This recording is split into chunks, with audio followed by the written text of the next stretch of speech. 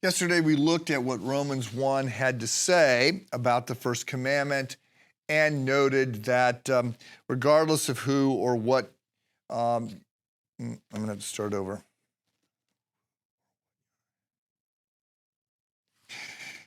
Yesterday, we looked at what Romans 1 had to say about the first commandment and noted that regardless of who or what you are worshiping, you are worshiping.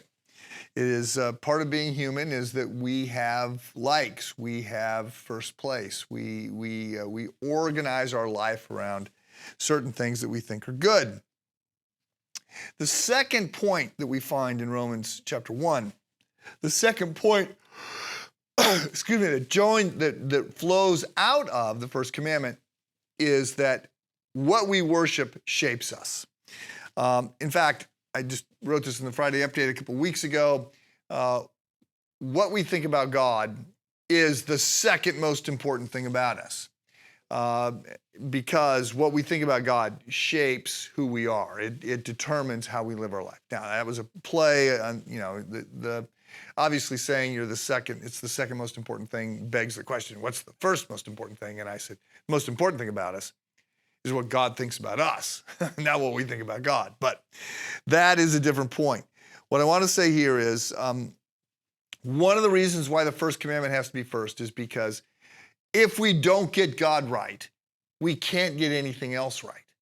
This is the foundation. And if we're wrong here, we're wrong on everything else.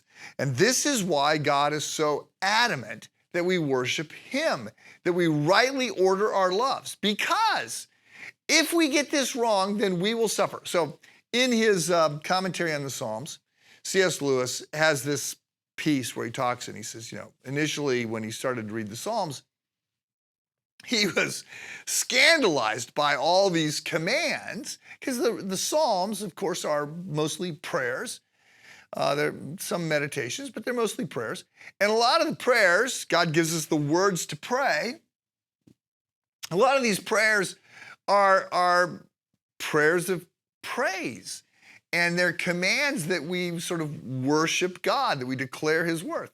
And Lewis was like, who is this God that demands that we declare that he's wonderful and beautiful and glorious and powerful?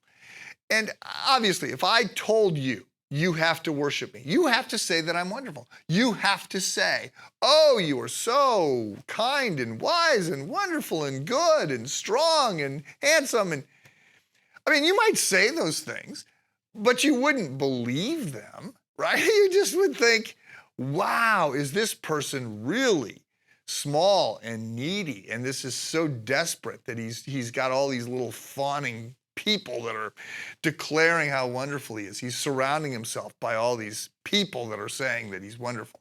It's very sad. So Lewis initially looks at the Psalms and says, oh, this is so sad. And then he came to realize, no, in fact, God doesn't need our praise. He doesn't benefit from our praise. He isn't completed. He isn't, motivated by our praise. He doesn't need our praise. We need to praise him. And he is demanding our praise because he loves us. Now, he delights in our praise. He delights in a relationship with us. He delights in a closeness to us.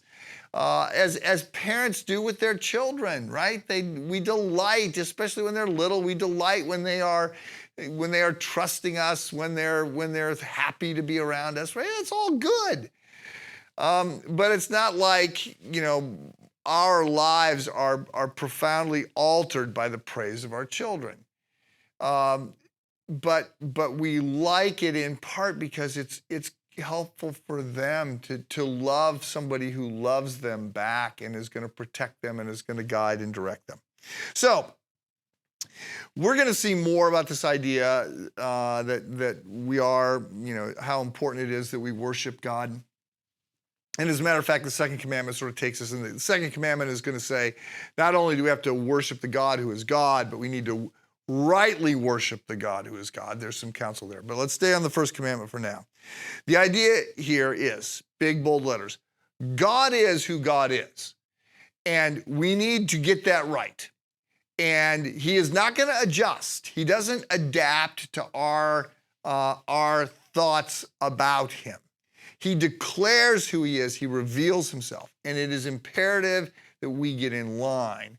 And getting in line is going to help us rightly order our lives, order our hearts, order our loves, order our fears. And so part of what we see here is that we are to worship God first. And then the second thing that I'm saying here is that worshiping God shapes us. We are shaped by worshiping God. And so it's a second reason that it's imperative that we worship the God who is. Have a good day.